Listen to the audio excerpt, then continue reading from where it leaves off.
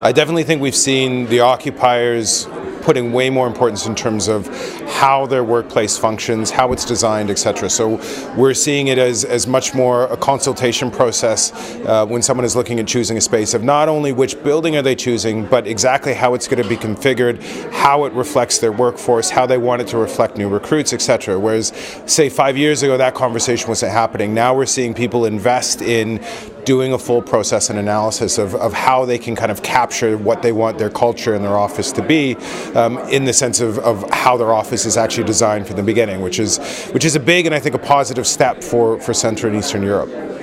When you're looking at the developers and how they're approaching it, we're seeing a lot more developers add some kind of co-working or shared working space function in their buildings as they're developing it. So what they're typically doing is they're allocating, say, 10 to 20% of their building towards some kind of concept. And arguably, there's a few reasons for it. One is obviously it's attractive as kind of a service for the existing tenants, but in reality, it's now helping attract larger, bigger corporates that gives them the flexibility as they expand and contract through time, that they know that they can shift some of their workforce into this space as needed.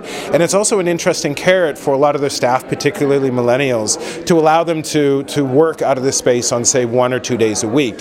So it's providing, I think, multiple benefits, both for the developer in the sense it's attracting tenants, and for the occupiers in the sense that it's attractive for their staff and their employees. So it seems so far to be a win-win when the developers are adding it to their space.